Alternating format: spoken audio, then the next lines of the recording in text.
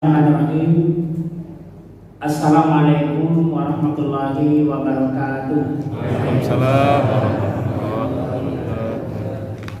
Baiklah Bapak dan Ibu, kaum muslimin dan muslimat, jamaah salat maghrib rahimakumullah yang berbahagia. Di dalam ayat yang sudah saya bacakan tadi, di dalam surah At-Taubah, Allah menyampaikan kepada kita bersama. Kata Allah Subhanahu wa taala, "Qul lan yusibana illa ma kataballahu lana huwa maulana wa 'alallahi falyatawakkalul mu'minun." Sampaikanlah atau katakanlah bahwa sesungguhnya kata Allah, apapun musibah yang terjadi, sesungguhnya itu sudah dicatat oleh Allah. Jadi sudah ditentukan oleh Allah. Huwa maulana. Jadi tidak ada satupun musibah yang menimpa kita itu yang tidak diketahui dan tidak berasal dari Allah. Artinya Bapak dan Ibu jemaah yang kita hormati, ayat ini akan menghilangkan sakwa sangka kita. Ayat ini akan menghilangkan tuduhan-tuduhan kita kepada orang. Ayat ini akan meyakinkan kita apapun yang terjadi itu semuanya adalah karena Allah Subhanahu wa taala. Jadi tidak ada si anu itu sakit diubah orang. Makanya jadi sakit, tidak ada. Si anu pun tidak laris kadainya karena itu dia diubah di orang. Jadi banyak yang kadang-kala selama ini ada pemikiran-pemikiran kita. Maka ayat ini memberikan jawaban kepada kita bersama. Tidak ada satupun kata Allah apa yang terjadi musibah pada diri kita kecuali itu sudah dikataballahu, ditetapkan, dicatat, disebut oleh Allah. Maka kepada Allah lah kita berlindung dan kepada bertawakal orang-orang mukmin. Jadi Allah lah tempat kita berlindung. Allah lah tempat kita menyerahkan segala dari apa yang kita lakukan dan yang kita perbuat. Itulah secara ringkas Bapak dan Ibu mungkin artian daripada ayat Allah tadi. Jadi semua apa yang ditimpakan kepada kita itu adalah Allah Subhanahu wa taala. Jadi Pak Ustaz, ada orang yang pengen mau be orang betul ya sakit orang tadinya. Nah, kan mungkin jadi apa? Dia gini racun. Kalau racun itu dia apa? Tapi yang selama ini ada guna-guna kan, ataupun menghilangkan tidak dosa orang datang ke kadainya kan segala macam. Ada yang dia apa ya mai itu dia apa? Di sembahannya katanya. Bapak dan Ibu jemaah yang kita hormati, kalau kata Allah di dalam ayat ini bahwa sesungguhnya musibah itu tidak akan menimpa kamu melainkan apa yang telah Allah tetapkan. Dan kepada Allah lah kita berlindung dan kepada Allah lah kita bertawakal. Bapak dan Ibu jemaah yang kita hormati, lalu apa yang disebut dengan musibah itu? Musibah itu secara istilah adalah sesuatu yang menimpa kita yang membuat hati kita menjadi sedih. Itulah musibah secara umum. Pokoknya ada persoalan yang menimpa kita membuat hati awak sedih. Itu musibah. Mungkin ada orang yang kita sayangi, orang yang kita cintai meninggal. Kita menjadi sedih. Itu adalah musibah. Mungkin ada yang rumahnya terbakar, dia menjadi sedih. Itu adalah musibah. Mungkin ada rumahnya dirampok oleh orang, dinaiki oleh maling, sehingga dia menjadi sedih, itu adalah musibah. Jadi intinya Bapak dan Ibu jamaah rahimakumullah yang berbahagia, apapun yang membuat hati kita sedih itu adalah musibah. Itu adalah musibah. Nah, musibah ini tidak akan terjadi kecuali sudah ditetapkan oleh Allah Subhanahu wa taala. Bapak dan Ibu jamaah kaum muslimin yang berbahagia. Jadi selanjutnya tentu kita akan mengkaji apa sebenarnya hakikat dari musibah yang datang kepada kita. Kalau selama awak mengecek, ambil aja hikmahnya, kan ini apa? Apa yang terjadi ambil hikmahnya. Sekarang Bapak dan Ibu akan kita lihat menurut Al-Quran. Apa-apa saja kalau terjadi kesedihan sama kita, terjadi musibah pada diri kita, pada keluarga kita, pada jemaah kita, sebenarnya apa mungkin yang menjadi hakikat dari musibah itu? Yang pertama, Bapak dan Ibu jemaah yang kita hormati, bahwa sesungguhnya musibah itu adalah sebagai ujian buat orang-orang yang beriman. Jadi musibah itu datang adalah sebagai ujian.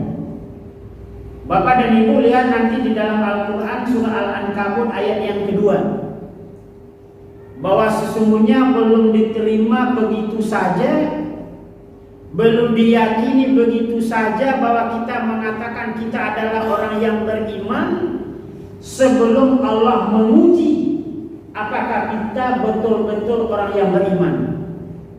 Jadi ujian itu didatangkan oleh Allah adalah sebagai ujian, adalah sebagai ujian kepada kita musibah itu. Mungkin kalau mereka kaya diuji oleh Allah. Kalau mereka miskin juga diuji oleh Allah. Kalau mereka punya pangkat, punya jabatan, punya posisi, diuji oleh Allah. Jadi ujian Allah kepada mereka, lolos tidak mereka? Bisa tidak mereka menempuh, menjalani apa yang diberikan oleh Allah kepada mereka itu? Kalau kekayaan Bapak dan Ibu, mungkin orang diuji oleh Allah, diberi kekayaan. Mampu tidak dia sesuai dengan apa yang diinginkan oleh Allah menggunakan kekayaannya? Sanggup tidak dia mempergunakan apa yang diinginkan oleh Allah? Kalau mereka diuji dengan kemiskinan, mampu tidak dia menjalankan kegiatan-kegiatan yang diharapkan oleh Allah? Apakah kemiskinan itu akan semakin menjauhkan dia daripada Allah, atau kemiskinan itu akan mendekatkan diri dia kepada Allah? Itulah ujian yang diberikan oleh Allah kepada kita. Diberi kita pangkat oleh Allah yang tinggi, mampu tidak kita mempergunakan? Kita punya posisi yang hebat, ini adalah sebenarnya ujian Allah. Mampu tidak kita mempergunakan? Bapak dan Ibu jemaah yang kita hormati, ada yang diberi posisi yang mereka itu bagus. Mampu tidak mereka menjalankan, menolong agama Allah? Mampu tidak mereka itu menolong agama Allah? Sebenarnya Bapak dan Ibu jemaah yang kita hormati, kalaupun tidak ditolong agama Allah itu, di Allah siap. Cuman itu adalah sebagai beban kepada kita. Yang kayak ini jadi menteri agama, lain tidak ditolongnya agama Allah, itu dapat. Punya diangkat menteri agama, tapi karajonya tidak ada membela agama Allah, dapat. Masa gara-gara cuma hanya 2 orang Bapak dan Ibu keluar peraturan 3 menteri dapat? Padahal Bapak dan Ibu jemaah yang kita hormati, kita itu 82% umat Islam. Sehingga Bapak dan Ibu jemaah yang kita hormati, dengan peraturan yang dikeluarkan timbul gejolak. Timbul orang tidak menerima. Bapak dan Ibu memang di dalam SKB namanya yang kini kok pendidikan itu ndak ada larangan berjilbab, ndak ada. Bapak dan Ibu jangan salah. Oh bisa dilarang dah. Cuman di dalam SKB 3 menteri, menteri dalam negeri, menteri agama, menteri pendidikan itu adalah bahwa sesungguhnya pihak sekolah negeri tidak boleh memaksa siswanya untuk memakai atribut agama tertentu. Itu lebih halus tapi lebih tajam dah Pak. Lebih berbahaya. Kok ditanya balik Pak Ustaz, ada orang tanya, cuba Pak Ustaz cari, ada enggak dilarang berjilbab? Enggak ada. Jangan salah-salah aku ditangkap ada di sini Pak. Yang ada di dalam itu Bapak dan Ibu bahwa sesungguhnya pihak sekolah tidak boleh memaksa. Jadi artinya anak ketujuh di anak agak kenapa? Kalau lebih parah daripada memaksa daripada melarang tadi Pak. Kalau dilarang jalin. Iku apa isi Bu? Tidak boleh memaksa. Contohnya mutiara bisuan. Tidak boleh dipaksa harus berpakaian seperti itu. Kalau ada muridnya, ambo nak berjilbab Pak, tapi ambo sekolahnya udah mutiara. Tidak boleh dipaksa Pak. Walaupun sekolah agama, ada namanya aliyah mungkin, ada mungkin di sekolah Islam negeri atau IAIN. Ambo dia kuliah Pak, ambo jadi guru agama. Tapi ambo yang tidak mau berjilbab kuliah risiko doh. Anda boleh dipaksa oleh Pak, biarlah. Tidak boleh ditegur kalau dia bertahan. Tidak boleh ditegur. Kan lebih berbahaya daripada dilarang tadi Pak. Ini mungkin hari ini mungkin tidak, 5 tahun tadi tidak mungkin. Tapi kalau mungkin 10 tahun, 15 tahun yang akan datang bisa jadi terjadi Pak. Jadi ini kekuasaan jabatan yang diberikan oleh Allah. Waduh Pak, 3 menteri yang menekan itu Islam ketiga nih Pak. Walaupun ada nama buat di berita menteri pendidikan itu Islam itu tidak ada gitu ya Pak. Walaupun ada yang membuat gambarnya yang nyobain membaptis anaknya, itu kan itu kadang-kadang itu dapat. Tapi orang itu kalau tidak ada buatnya Pak. Kalau tidaklah diprotes, Pak Sabri dia protes. Saya Muslim, masa saya dituduh seperti ini? Kan itu Pak. Menteri Agama menyatakan kalau dia itu bukan Menteri Agama Islam. Dia bukan Menteri Agama Islam. Seharusnya memang dari dulu itu dia Menteri Agama Islam tuh. Jadi nanti ada bironya agama lain, ada bironya Cik. Agama lain adalah biro Cik. Akinikum dah itu dia. Nyo ndak Menteri Agama Islam, Cik, Menteri seluruh agama. Kalau dulu ada biro, kalau di kanwilnya mungkin ada kabit-kabitnya gitu. Jadi Bapak dan Ibu jemaah yang kita hormati, inilah kata Allah Subhanahu wa taala, mereka itu diuji, diberikan. Nah, diberi dalam keadaan ini mampu enggak dia menjalankan, membela apa-apa yang disuruh oleh Allah di dalam Al-Quran. Aku ini timbul gejolak Pak di Sumatera Barat tuh hari ini. Kami minta Minangkabau harus ada daerah istimewa Minangkabau aja Pak. Aduh, Kalambek Pak. Tapi kalau lama-lama kan ada Kalambek Pak. Karena alasan 17 alasan kata dia. Kenapa kami minta daerah istimewa? Yang pertama, bahwa sungguhnya satu-satunya yang matrilineal di Indonesia itu kami katanya. Kayaknya istimewa aja deh Pak. Istimewa. Kan istimewa Pak. Di Indonesia yang berasal dari ibuku awak tuh matrilineal awaknya Pak Ibu. Lain tak dulu. Tapi istimewa aja Cik. Yuk kalau untuk cari alasan kita pandai-pandai itu Pak, adu-adu. Kemudian apa kata dia lagi? Di Indonesia kok yang ada pasandi sarak pasandi kita bulu hanya di Minangkabau katanya. Adat inilah yang kita lakukan selama ini, yang kita jalankan. Adat itu bersandi kepada syarak. Syarak itu apa? Agama. Agama itu sandinya sama kitab Allah, Al-Quran dan hadis. Anda ada di daerah lain yang ada berbunyi seperti itu Pak. Kayaknya istimewa aja kok dikaji-kaji begitu kenapa? Ustaz, awak pernah ngaku Aceh kok tidak bisa terganggu ya? Aceh kan tidak diganggu. Itulah. Seharusnya Minang harus begitu. Harus dapatlah dah ya tadi batu itu. Karena ada beberapa kelebihan, ada beberapa keunggulan. Itu kenapa? Selama pun tidak ada bapak dan ibu, tapi karena tidak bijaknya. Masa orang yang bermasalah, anak-anak di sekolah tadi di sekolah agama jadi disuruh mengikuti apa menyamakan diri. Masa di negara orang tuh akhirnya dibuat SK 3 menteri. Ini luar biasa bapak dan ibu. Nah, apa yang bermain sebenarnya? Inilah bapak dan ibu jemaah yang kita hormati. Inilah kita harus hati-hati. Kenapa? Karena bapak dan ibu yang kata Allah di dalam surah Al-Baqarah itu walan tarda ankal yahudu walan nasara hatta millatahum.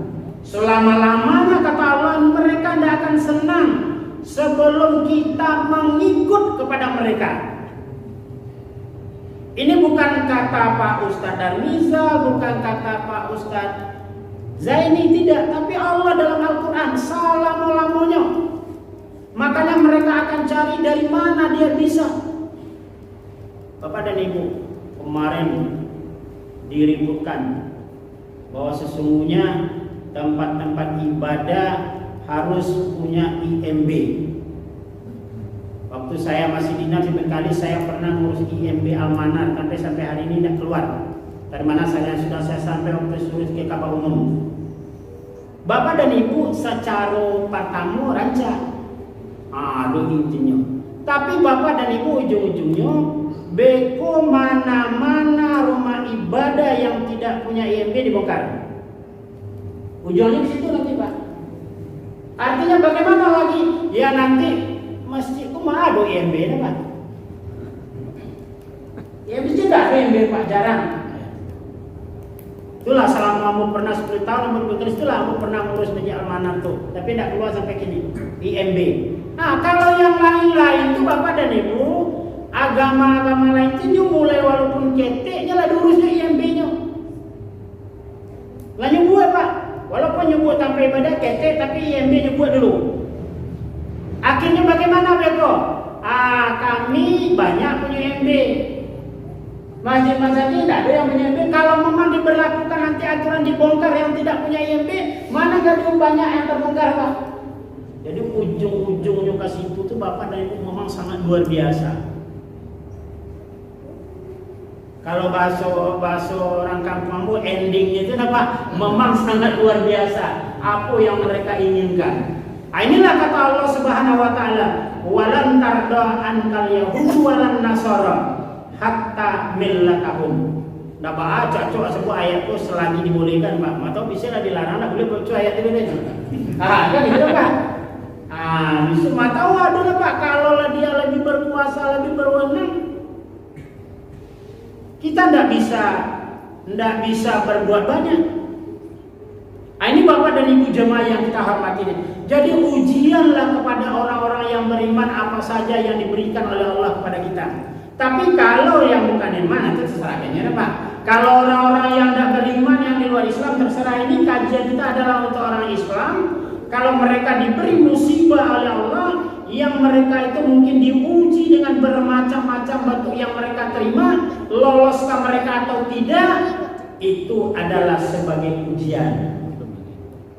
Jadi kalaupun bapak dan ibu, kalau kembali kita kepada awal tadi, ada yang meninggal, itu adalah ujian. Kenapa? Kata Allah di dalam Al-Quran, وَلَنَبْلُوَنَّكُمْ بِشَيْءٍ مِنَ الْخَوْفِ وَالْجُوعِ wa naqsin minal amwali wal anfusi was samarat wa basyiris sabirin. Nah, kata Allah akan diuji manusia itu dengan apa? Ada dengan kelaparan, ada dengan kekeringan, ada wal anfus berkurangnya anggota keluarga. Banyak, ada 5 kata Allah yang diujikan kepada kita. Wa basyiris sabirin, beruntung orang-orang yang sabar. Apa itu sabar kata Allah? Allazina iza asabatkum musibah qalu inna lillahi wa inna ilaihi raji'un. Orang-orang yang sabar itu kata Allah adalah apabila mereka ditimpa musibah yang kita katakan tadi, mereka mengatakan ini adalah dari Allah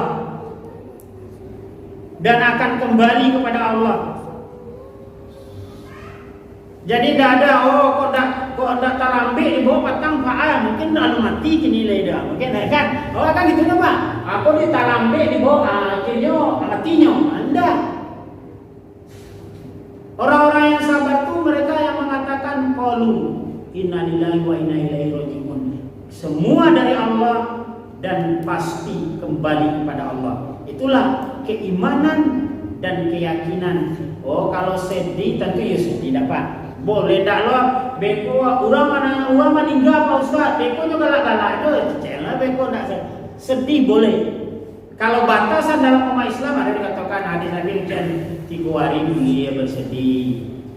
Tapi Bapak dan Ibu yang namanya sedih itu malah yang paling disayang. Tentu banyak sedih. Silakan, tapi jangan sampai menyalahkan ataupun menghardik-hardik. Ada dalam hadis Nabi dikatakan Bapak dan Ibu, ada 3 perbuatan jahiliyah yang dilakukan oleh umatku sampai sekarang kata Rasulullah.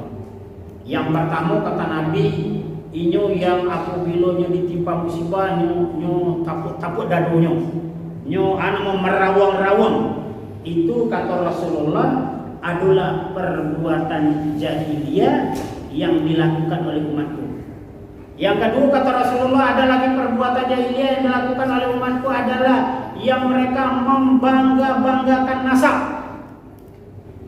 membangga-banggakan keturunan. Iko kata Rasulullah adalah perbuatan jahiliyah. Ambo apa ambo dulu? Kan gitu Pak. Apa ambo dulu yang membuat masa jiko kok? Kalau ndak dinyo ndak bisa kagak sikudo.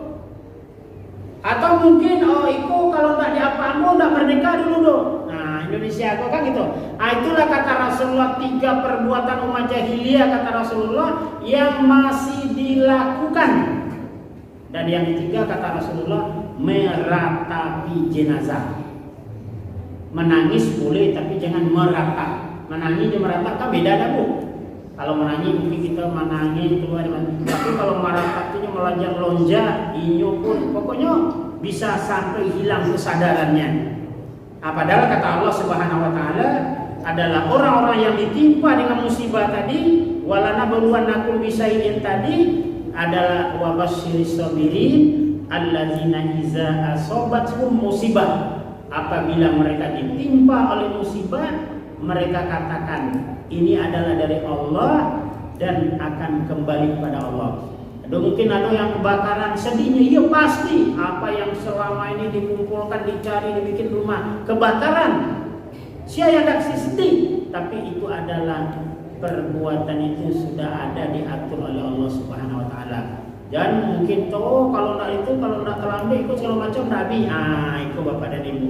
Bapak dan Ibu jamaah rahimakumullah yang berbahagia. Yang kedua kata Rasulullah, kata Al-Quran bahwa sesungguhnya musibah itu adalah sebagai pengampun dosa.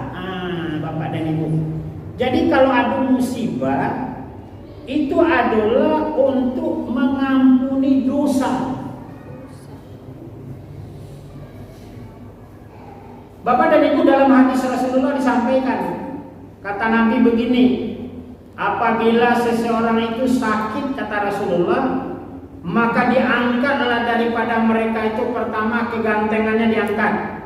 Orang yang sakit, orang sakit segene Pak, namanya sakitnya Pak, hendak tegak ini Pak, diangkat dari orang yang sakit.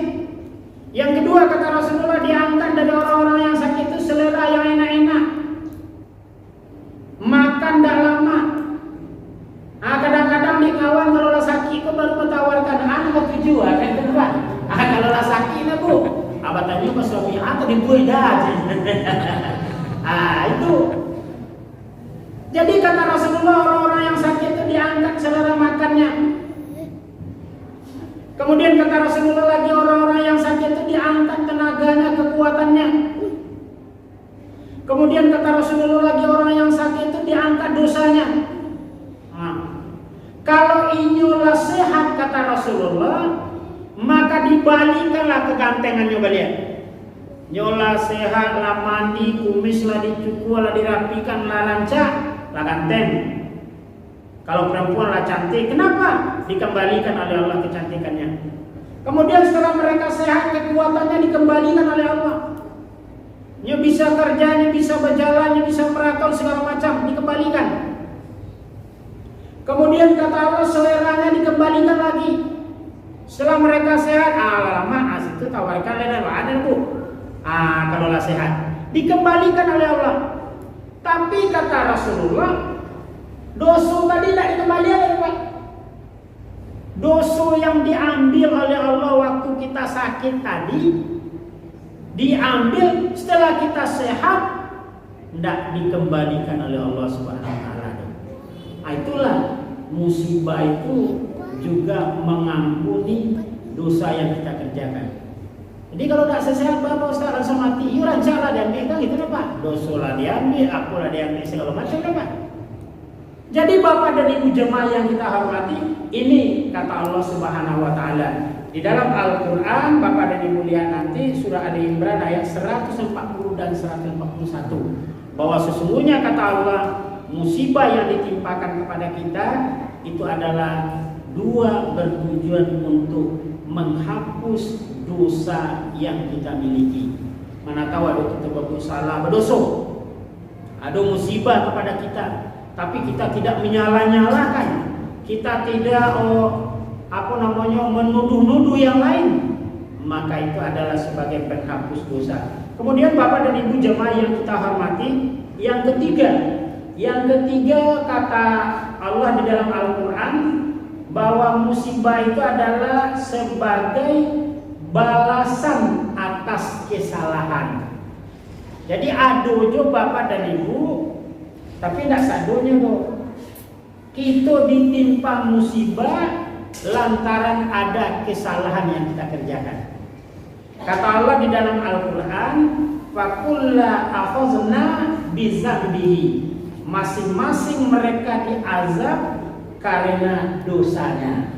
Jadi adojo bahwa ditimpa tu ya, itu mungkin di dosanya. Tapi tidak sadonya.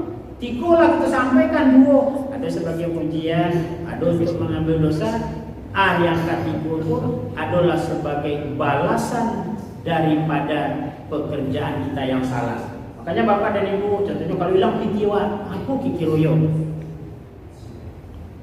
Kok hilang pitiwa? Bisa jadi Bapak dan Ibu, waktu banyak pitiwa harus bersedekah, tapi tidak ada. Waktu sampai nisabnya kita harus berzakat, tidak ada kita keluarkan.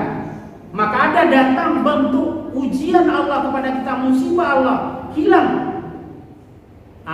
Itu kata Allah, diantaranya adalah dosa kita itu adalah karena kesalahan ataupun dosa yang kita kerjakan. Dibayar di Allah Subhanahu Wa Taala, langsung dibayar kesalahan yang kita kerjakan itu, sehingga datang musibah kepada kita. Bapak dan Ibu jemaah yang kita hormati, bagaimana nanti Pak Ustaz? Kesalahan kita sudah salah di dunia, kemudian dibalas oleh Allah di dunia langsung, di akhirat bisa karena itu Pak Ustaz. Nanti itu ada Pak. Ada kita berbuat salah, kemudian langsung diberikan oleh Allah di dunia. Apakah nanti di akhirat ada? Di akhirat itu adalah tempat pembalasan yang saat itu bisa saja dikembalikan ada hukumannya, karena semua perbuatan kita itu dicatat oleh malaikat. Ini berupa balasan dosa kita adalah untuk mengingatkan kita, untuk mengembalikan kita, untuk cepat menyadarkan kita, sehingga dengan dosa kita tadi kita ingat, besok dakwah gue lagi, besok tidak kita kerjakan lagi. Jadi artinya kita ditegur oleh Allah Subhanahu Wa Taala, kita diingatkan. Tapi kalau dibiarkan Bapak dan Ibu, itu namanya istidraj, salah tapi tidak pernah dihukum oleh Allah, tidak menjalankan perintah agama tapi tidak pernah dihukum oleh Allah. Aduh jurang itu Pak, tidak ada, tidak mengeluarkan zakatnya, waktunya bertambah aja. Dadu dibalas oleh Allah. Itu namanya istidraj. diberikan oleh Allah. Bahasa awaknya aku pula kan kenapa?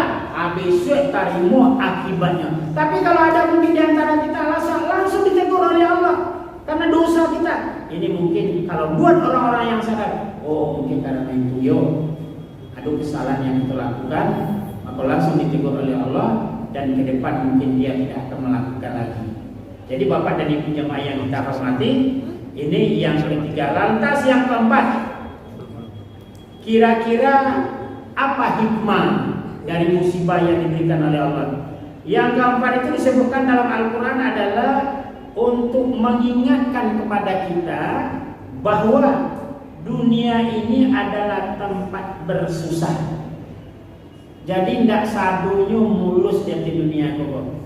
Makanya banyak di antara kita mengecek anak-anak awak atau kesendak gurau bahwa sesungguhnya kasarupu itu bapak gaduli ya kan gitu apa? Kalau kena rako bapak game. Artinya apa Bapak dan Ibu jemaah yang kita hormati? Memang susah. Di dalam Al-Quran menyebutkan di dalam surah Al-Balad ayat 4 bahwa sesungguhnya dunia ini adalah tempat bersusah. Bapak dan Ibu kalau datang bulan puasa, kita disuruh puasa 1 bulan. Siang hari dilarang makan walaupun ada, minum walaupun ada.